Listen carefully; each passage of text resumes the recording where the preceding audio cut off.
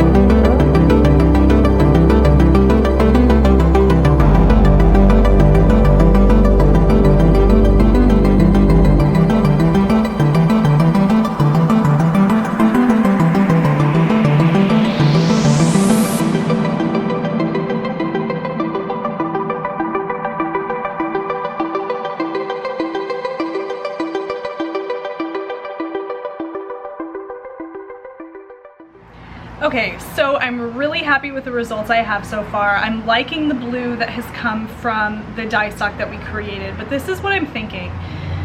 I don't want to be overboard with the blue. I mean, I don't want it to be too punchy because I want the color to be nice and not too subtle, but I just don't want it to be like an in-your-face blue color. I want it to have a really nice, natural look about it.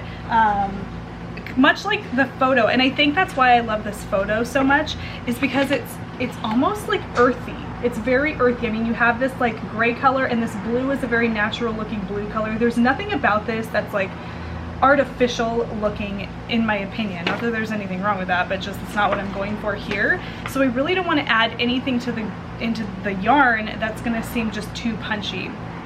But I still want to add some dimension to the blue that I have.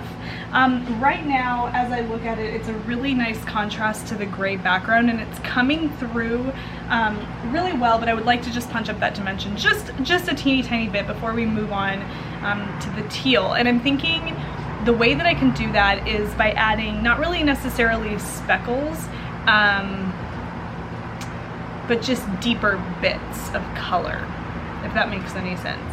It'll start with speckles, but then I might kind of, you know, jostle them around a little bit to create little pools of color.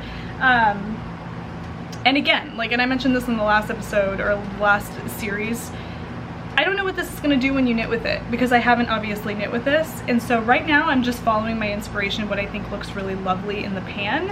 And I think that also too, I don't want it to be too, I don't want anything to have like I don't want it to stripe. I think if that's anything, I really don't want too much of a striping.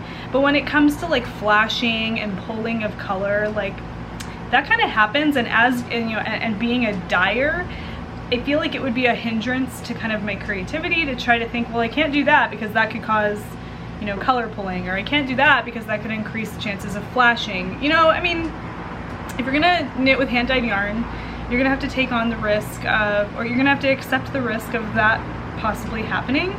But honestly, personally, that's kind of the beauty of knitting with hand-dyed yarn. So okay, there's like my rant. But anyway, I want to go ahead and add some little deeper pops of blue to what I already have, and then we're going to move on to the teal.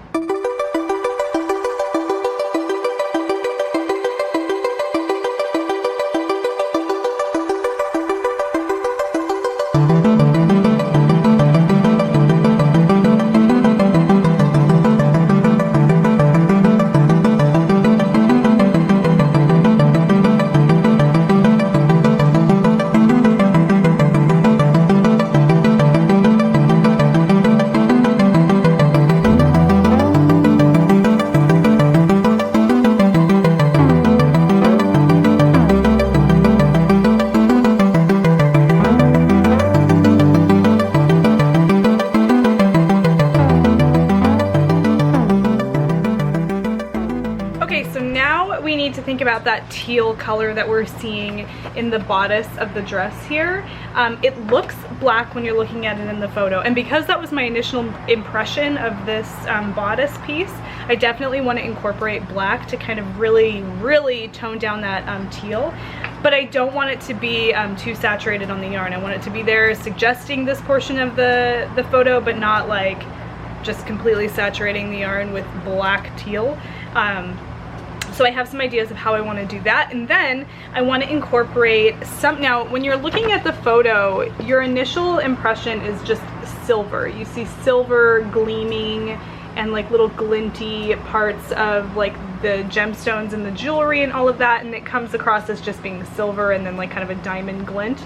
But when I look at this, I see lots of kind of colors coming from the iridescence of the jewels, and you know, the different shadow effects. I see, especially here with this like brooch type situation on her wrist, there's some gold tones in there, there's some gold tones happening here, there's some, what like I was mentioning before, mauve-y tones kind of happening here, plus the blusher that she has over her face.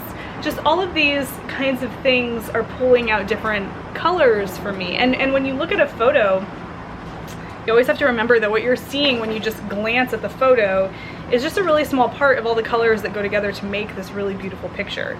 And so I want to bank on that and kind of use those colors that you see when you zoom into the photo to pull out the colors in the yarn. So that is going to be where I get my inspiration for speckles. So let's go ahead and add some teal to this and tone it down with some black and see where we get with that.